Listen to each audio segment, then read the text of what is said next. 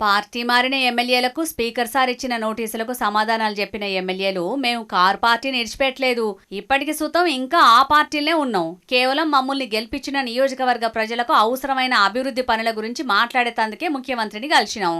ఇక అయాల CM sir మా మెడలేసింది party కండువా కాదు, జాతీయ జెండా కండువాలని స్పీకర్ సార్కు వివరించారు పార్టీ మారిన ఎమ్మెల్యేలు. దీని మీద మీ అభిప్రాయం ఏందో 3 రోజులలోనే చెప్పాలని స్పీకర్ సార్ తరపున అసెంబ్లీ సెక్రటరీ కారు పార్టీ ఎమ్మెల్యేలకు లెటర్లు పంపించిండు. ఇక ఈ ముచ్చట్ల మాజీ మంత్రి జగదీష్ రెడ్డి సారు గిట్ల మాట్లాడకొచ్చిండు.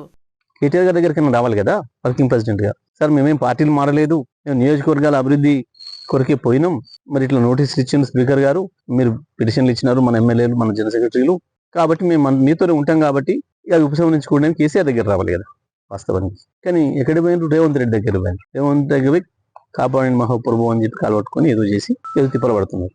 వీళ్ళు ఏం ప్రయత్నం చేసినా అది వరద కొట్టుకుపోయే గడ్డిపోసను పట్టుకునే ప్రయత్నం చేసినట్టుగానే ఉంది తప్ప దాంట్లో ఏమీ లేదు.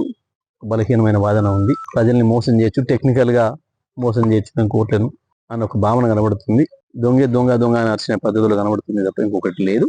తప్పకుండా స్పీకర్ గారు కూడా మాకు ఆ సమాచారం మాకు పంపించి వీళ్ళు ఇట్లా మీరు నాకు ఇచ్చిన పిటిషన్ పైన వీరు ఈ రకంగా స్పందించారు, దీని మీద మీరు ఏదైనా ఆన్సర్ చెప్పేది ఉంటే, మీరు ఇంకేదైనా చెప్పేది తెలుసుకుంటే, రిజైండర్స్ ఇవ్వదలుచుకుంటే 3 రోజులలో ఇవ్వండి, మాకు సమయం లేదు అని ఇచ్చినారు. స్పీకర్ గారి ప్రవర్తన కూడా కనబడుతుంది ఏ రకంగా ఉందో. సరే చట్ట ప్రకారం పని చేస్తే సరే, లేదంటే తప్పకుండా కోర్టు ద్వారానైనా వాళ్ళని డిస్క్వాలిఫై చేపిస్తాం. ఎట్టి పరిస్థితుల్లో అక్కడ ఉప ఎన్నికలు వస్తాయి. ఉప ఎన్నికలలో ప్రజలు కూడా వీళ్ళకి బుద్ధి చెప్తారు, తగిన గుణపాఠం చెప్తారు.